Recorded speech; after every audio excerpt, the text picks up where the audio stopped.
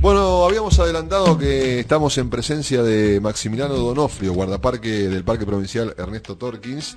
¿Cómo andas, Maxi? Buen día. Muy bien, buen día a vos y a todos los oyentes.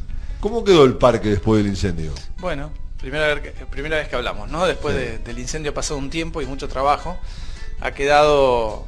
el parque sufrió muchísimo este incendio. Y cada vez que decimos sufrió, hablamos de todo lo que es la infraestructura y la parte humana, ¿no? A veces nos olvidamos, pero por ejemplo los alambrados, la típica forma de hacer alambrados con madera, es muy difícil de sostener ante estos incendios. Se han quemado kilómetros de alambrados, probablemente no solo en el parque. ¿Qué superficie el parque se afectó? No, el parque fue quemado Casi. en 95%. El lote de barrancas detrás de la villa no fue tocado por el incendio. El fuego, digamos que la defensa que se antepuso en Villa Ventana, desde el oeste hacia el este, hizo que Barrancas nunca se quemara. Y todo el resto se quemó, ¿no? Y a veces los alambrados quedan en pie según la intensidad del fuego y el tipo de combustible que haya, y otra vez se queman. Pero bueno, pasó particularmente que en la base del Cerro Ventana, donde yo vivo, la intensidad del calor fue muy fuerte, jamás, nunca vista. Ahí compartimos con unos cuantos bomberos de Torkins esa jornada. ¿Estuvo en peligro la vida de algunos guardaparques? Sí, ¿Fue así eso? ¿Qué ocurrió? Bien. Eso fue así. Hicimos una línea de defensa donde siempre la hacemos. Y nos paramos con una dotación de Torkins y después se agregó una de Saavedra sobre la base del Cerro Ventana, tratando de defender la infraestructura. Tratando de hacer una línea de fuego, de control, de protección en el arroyo mismo que está cruzando los senderos, ¿no? Y 7 combatientes nos fuimos hacia el puesto Ventana arriba, que es donde yo vivo, que hay también toda una unidad demostrativa, donde estuvimos una vez con los medios por la visita del ministro y del intendente, tratando de defender todo ese trabajo. Y bueno, el fuego fue demasiado fuerte, las dotaciones bajaron un poquito el estacionamiento de lo fuerte que estaban, eso que hablo de una dotación que estaba con autobomba, ¿no? Y nosotros también, con 2 bombas y un carro de agua y muchísimos equipos, no había manera de defenderlo allá arriba. Cuando quisimos salir, la ruta de escape ya estaba tapada por el fuego, que eso es algo que no nos debe pasar, pero bueno, fue superó cualquier cortafuego. Este fuego, nosotros contabilizamos 17 incendios solamente en las áreas del parque, las aledañas, en el límite, en estos 16 años que yo estoy, por lo menos, de estadística. Y entonces hay unos cuantos incendios para comparar, ¿no? Y probablemente menos que los bomberos, que pobres tienen que salir unas cuantas veces al año ellos, pero nosotros, para un área relativamente chica del partido de 6.000 hectáreas, que haya más de uno por año es bastante, ¿no? Y este fue una cosa fuera de lo común, este incendio. Y de los días que siguieron, el incendio quemó muchas hectáreas, pero el primer día quemó con mucha intensidad, ¿no? Porque agarró lugares que tenían muchísimo combustible también. Claro. Y ahí, de hecho, en la base del Cerro Ventana irradiaba toda esa arboleda quemando. Hay muchos que criticaban el tema del pastizal pampeano, que ustedes preservan y dicen que a raíz de eso hubo semejante voracidad del fuego. Claro. ¿Es así esto? Que lo critican es cierto. Que la velocidad del fuego sea por el pastizal, no comparto. De hecho, no podemos contestar a eso sin meternos en una cuestión más bien filosófica, que es, a veces olvidamos que nuestro destino y el de la naturaleza están unidos. O sea, somos parte de la naturaleza. Nosotros como parque tenemos propósito de conservar la naturaleza. Propósito que debieran trascender las fronteras del parque. La naturaleza no puede estar solamente en pequeñas islas, porque si no, no se logran los mínimos requerimientos de recursos para que sobrevivamos, como primer argumento. Después podríamos dar otro montón de argumentos un poquito más finos, como el derecho a que existan las demás especies, o servicios ecológicos un poquito más delicados. Pero si nos vamos solamente a la cuestión del agua, no vamos a poder sostener la vida ni humana si nosotros no sostenemos los ambientes naturales que la purifican. Solamente como argumento básico, y alcanza con ese, ¿no? Entonces nosotros nos tenemos que ocupar de cuidar la naturaleza, no solo el parque. Me parece que nos deberíamos ocupar todos un poco más. El fuego, y acá está la novedad, porque cuando venimos a decir estas cuestiones, hace poco hicimos unos programas referidos a esto y hay mucha gente que tiene dudas o inquietudes. El fuego es un elemento más de la naturaleza en este sector. No hay pastizales en el mundo que no convivan con el fuego. Eso es una verdad ambiental. No nos parece discutible.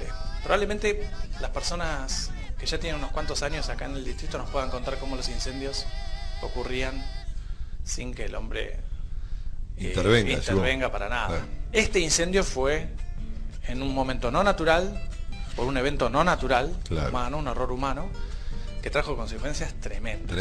Empezó en un lado, dio toda la vuelta y terminó en el otro. Y terminó claro, cerquita, ¿no? Enfrente. Claro. Es increíble. Una locura de cambios de viento y de intensidad. Claro. También hay que ver, no hay que dejar de perder de vista como dato que cada vez que se atrasan los incendios año a año, por ejemplo, hace rato que no se prendía fuego en el sector del parque o de la gruta o esos campos aledaños. Se atrasa muchos años, lo que hace el ambiente natural es producir más combustible disponible y después se prende más fuerte. Entonces hay como un dicho entre los bomberos que si este año no se prende, el año que viene serán dos. Claro. Claro, o doble. Exactamente. Claro. Sí. Y eso es un poquito verdad, porque es una dinámica natural. O sea, los pastizales necesitan una podadora de pasto para rejuvenecerse. Alguien le tiene que pasar la podadora al pastizal. Pero no hay una podadora natural. La podadora natural es el fuego. Hace poco se han hecho algunos ensayos en los laboratorios de la Universidad Nacional del Sur, porque había algunas plantas en detrimento poblacional, no se podían reproducir bien, y se han puesto las semillas a sujeción de diferentes condiciones, y una fue que le pase un fuego por arriba. De laboratorio. Sí. Y ahí brotaron, y estas plantas, casi en peligro de extinción hablo, en el caso del género lupino, por ejemplo, logró brotar porque había pasado el fuego. Entonces, ¿son endémicas algunas? Sí. Esta es una planta de valor, no es endémica, es endémica amplia, o sea, es muy difícil encontrarla, pero se encuentra en diferentes lugares de la región. Y recordemos que endémica es exclusiva, ¿no? De la zona. Esta es no tan exclusiva, pero igual en todos lados están en detrimento. Pero ¿qué pasa? Claro, cuando no le pasa un fuego por arriba no se reproduce. O sea, imagínense el grado de desarrollo que tiene la naturaleza, el grado ecológico, que hay semillas que solamente brotan con el fuego. Y hay bulbos que se rejuvenecen con el fuego. Bueno, eso ocurrió, ¿no? Después del semejante incendio, al tiempo ya. Era impresionante cómo reverdece todo. Claro, hoy está a la vista eso. Hoy la demostración está que uno va a pasear por las sierras, por la ruta, y lo ve más verde que antes, porque se estaba poniendo muy amarillo. Ya que las lluvias también ayudan, ¿no? Claro, por supuesto. Claro. Ahora este tema no es fácil porque tiene mucha vuelta de rosca. La primera vuelta de rosca que hay que dar es, ojo, que el incendio, no estamos en Bariloche. Bariloche, claro. El incendio es una atrocidad, muchas veces, casi generalmente humano, no es humano, porque, saben, allá en la zona de la cordillera no hay tormentas eléctricas, por ejemplo, no existen. Así que el hombre prende fuego, a veces a propósito, por cuestiones inmobiliarias o cosas para quitarle tierras al parque nacional. O sea, son temas muy complicados, pero el incendio es algo totalmente artificial, muy dañino, y la naturaleza no logra recuperarse. A ver, vos hablabas del tema de que a veces los incendios son bastante complicados. ¿Y qué pasa con el tema del control del pastizal a través de los caballos o los animales? ¿Se da esto o no? Bueno, obviamente el pastizal, analizándolo naturalmente, tendría controladores naturales. En este caso, sí. Guanacos, sí. Venado de las pampas, existe, sí. Pero no son muy amigos ustedes de los caballos, ¿no? ¿Puede ser eso? No, no es que no seamos amigos de ese animal. A ver, y acá hay una aclaración, porque si no, nosotros a veces como vecinos tenemos que conocernos un poco mejor, porque si no manejamos solamente las versiones y los mitos. Los guardaparques, por lo menos, a mí me pasa y conozco la vocación y las intenciones de mis compañeros. En realidad, amamos la naturaleza y los seres vivos, ¿sí? Si a mí me tocara estar en este momento, ser trasladado o hacer una pasantía, o vivir para siempre en Asia, en Mongolia, vamos a suponer, yo debería cuidar caballos. Claro, y lo haría con todo el amor que hoy cuido los y haría cetrería. Haría cetrería con los rapaces. Claro. Pero, ¿qué pasa? El caballo es un animal euroasiático, como placa continental y como sistema ecológico. Había diferentes variedades de caballos en Eurasia. Acá hubo un tipo de caballo muy diferente a este que no se puede considerar como tal. Entonces no tenemos un caballo nativo. El problema no es el caballo. De hecho, yo ando a caballos. Es una herramienta de trabajo. Amo mis caballos. He tenido caballos con los cuales fui muy compañero. El tema es que los caballos cimarrones del parque en este momento están ocupando la única reserva natural que ya bastante crisis tiene sin caballos.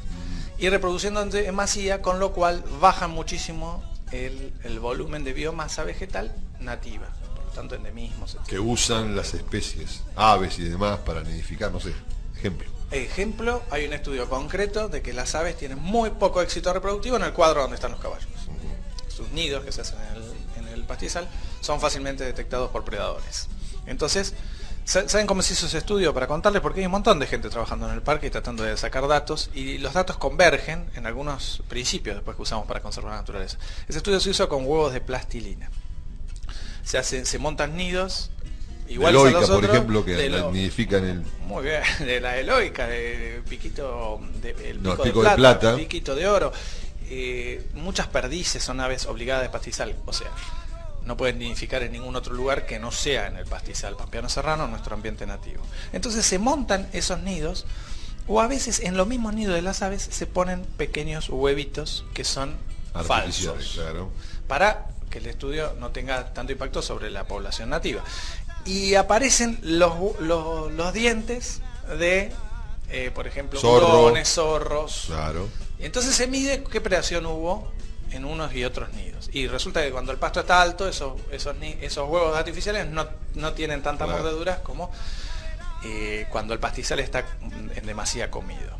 O sea, básicamente, conservar la naturaleza en algún momento va a implicar que nosotros entendamos al fuego como un elemento natural, como un elemento más de la naturaleza. De hecho, si no está, se pone cada vez más dañino, nos ha demostrado. Ajá. La otra vuelta de rosca que tiene es que este tipo de incendios, con vientos tan fuertes en un momento inadecuado, y sobre todo con una biomasa por las invasiones biológicas, esto quiere decir que un pastizal se ha transformado de repente en un sotobosque, sobre todo con la retama. La retama es una de las especies que más complica en este momento el combate de fuego. Eso ha cambiado muchísimo la regla de juego de este fuego. Y así la que retama es impresionante. Lo que arde. Es impresionante. Cuando estábamos frente a Villa Ventanas ese martes a las 3 de la mañana, era infernal, ahí al lado del arroyo. Al lado del arroyo. La retama no solo tiene mucha temperatura, los que usan leña de retama saben que es muy buena leña. Sí. No solo tiene esta cuestión, sino que ha logrado comunicar los pastizales con los bosques altos, porque a veces pasaban los fuegos de pastizales, e incluso uno ponía un árbol sin ramas bajas y no lo agarraba al árbol. Hoy la retama lo comunica. Y este tipo de densidad de leñosas boscosas que están invadiendo la sierra están complicando mucho el combate de incendios, están complicando mucho la ecología del fuego. O sea que tiene una segunda vuelta de rosca. Este fuego puede ser, hablábamos en una nota, en el área natural no tiene impacto ambiental, no. Incluso el otro día leí una respuesta a las notas sobre las emanaciones de dióxido de carbono. Se compensan naturalmente con las emanaciones de oxígeno que tiene el mismo pastizal. Nosotros vemos en ese momento la humareda, pero hasta eso es natural, hasta que a la atmósfera vayan esos pulsos de dióxido de carbono, es natural. Claro. Incluso eso. Ahora, en una nota me preguntaban, y lo voy a usar como disparador, ¿esto quiere decir que aprendimos todo mal? Yo no me animo a decir que una persona que escribe eso aprendió todo mal. No sé si aprendió todo mal. Pero ojo, que sí hay como una especie de desinformación o de información contraria a la que debemos manejar. Porque si uno... ¿Por qué voy a esto? Porque si uno se saca de la cabeza Bariloche, que los fuegos son totalmente dañinos y antinaturales, y empieza a aceptar que vive en un lugar cuyos fuegos son naturales, se empieza a preparar y adaptar para este fuego, porque va a venir. Y te lo digo con comodidad, la persona, estoy hablando yo, y esto es un caso, me salgo de mi función y me voy a lo personal, yo en este fuego perdí un montón de cosas propias. Claro. No supe adaptarme lo suficiente. Yo, en este método experimental de convivir con la naturaleza, estaba haciendo una especie de cortafuegos, que sabiendo que a veces los logra sortear el fuego, como pasó esta vez, estaba tratando de nutrirlo con plantas que no se prenden fuego para detener el fuego. Esta función la pueden cumplir muy bien los álamos y sobre todo los grandes cactus, ¿viste? Sí. Que crecen. Si vos haces una empalizada de cactus, eso detiene el fuego. Y de paso tenés una especie que te puede dar comida, material de construcción o una serie de beneficios. Pero si nosotros entonces aceptamos que estamos en un lugar que se va a prender fuego, lo que hacemos es diseñar una estrategia. Todo lo contrario, y esto lo digo con mucho respeto, porque yo estuve en el combate, de hecho nos encontramos en el combate en las primeras horas en Villa Serrana de la Gruta, donde se prendieron 3 casas. Una de las casas que yo vi prender fuego tenía techo de paja. Entonces, y vuelvo a repetir que quiero ser respetuoso con el comentario, pero ese es lo contrario de lo que estoy diciendo. Eso es no adaptarse al ambiente. El techo de paja es una gran técnica de techo para otro ambiente. si tenemos techo de paja en un ambiente de incendios naturales, probablemente este contramensaje al dueño o al diseñador de esa casa no se lo dieron, porque si no, no hubiera elegido ese techo. Seguro. Esa casa que yo vi prenderse se prendió por el techo. Y está bueno que instalemos este tema. Si seguimos negando que el fuego es natural, entonces lo que va a pasar es que no vamos a poder diseñar las defensas de la manera que deben ser diseñadas. Maxi, se nos va el tiempo, nos gustaría seguir charlando, pero tenemos un montón de cosas para... Bueno, después me quedó pendiente de preguntarte por qué, muchos se preguntan por qué cercan tanto el parque. ¿Escuchaste eso vos? ¿Por qué cierran tanto el parque? ¿Por qué el parque estuvo cerrado tanto tiempo? ¿Por qué a distintos lugares no se puede acceder? Claro, trato de contestarte rápido para ser también respetuoso con el tiempo, sí. Pero si no volveremos a venir una y otra vez. Y el tema del cercado del parque se debe principalmente a la ruta y los animales. O sea, básicamente estamos hablando que en este momento que se quemaron los sí. alambrados, es el momento que más se demuestra que hay que tener mucho cuidado con los alambrados, con sí. los cercos, porque los alambrados los animales cruzan la ruta y eso es muy peligroso, ¿no? Ya hubo un problema ahí. Ya hubo un problema hace unos días, sí. Una vaca cerca de Villa Ventana. De Villa Ventana. Hay que tener en cuenta que probablemente muchos campos se le hayan quemado los alambrados. Entonces yo cuando hago mis programas aclaro, nosotros que somos vecinos, generalmente nos pasa esto. Tengamos en cuenta sobre todo al manejar de noche. Después de los incendios grandes hay baja de alambrados, y cuando hay baja de alambrados, claro, algún animal se cruza en la ruta. No necesariamente. Bueno, del me parque. ha tocado cruzar, que han cruzado a 100 metros de ahí cerca del parque, ciervos. Sí. Ciervos pasa, y pasa mucho con ganado, claro, aunque esté afuera del parque. Claro. Entonces tengamos cuidado todos los que manejemos. Y esa es la primera razón. Otra pregunta podría ser, que a nosotros nos hace más específica, es ¿por qué la gente no puede entrar a cualquier lugar del parque? Exactamente. Y eso sí tiene una razón de manejo operativo. Quiere decir, la gente, el tránsito de la gente conlleva un impacto, siempre. El impacto puede estar controlado o descontrolado. Antes no era así, Claro, lo que pasa es que también antes había otra cantidad de gente, antes había otros datos técnicos sobre el manejo operativo, antes había otros datos ecológicos. Por ejemplo, hemos descubierto en los últimos años que uno de los agentes de dispersión de enfermedades para ese ambiente, o de contaminación biológica, son las personas involuntariamente, a través de la semilla, que pueden acarrear en medias o zapatillas. Miren lo fino del dato. Sí, eso es claro. Entonces te van dejando semillas de zarzamora o esquejes de zarzamora, que es una de las invasiones más difícil de controlar en toda la sierra. Hay gente que está perdiendo el campo entero por esta planta, porque nosotros sin querer la llevamos puesta. O nos vamos a un lugar lejano, nos da ganas de ir al baño. Claro, nos da ganas de ir al baño, vamos al baño arriba de la sierra, y como nos comimos una mora, dejamos ahí la semilla bien preparadita para germinar y hacemos un desastre sin querer. Así que tengan en cuenta que las medidas de manejo todas tienen un porqué, ¿no? Fíjense que no hay dobles intenciones atrás de esto. El parque cobra una entrada que es simbólica o no la cobra, entonces no es que uno quiera encauzar para que llenar un bolsillo que no existe, no. Se trata de que el manejo del flujo de visitantes respete ciertas condiciones, y una es usar los senderos. Esa es la mejor manera de cuidar la sierra, no solo para el visitante, pensamos que es la más segura, sino para la conservación de la naturaleza, ¿no? Muchas gracias, Maxi, por haber venido, Ya te vamos a invitar otra vez. Dale, gracias a vos, un placer estar acá. Bueno, gracias. Maxi Donofrio es guardaparque del Parque Provincial, entendido en la materia, y pasó por la radio.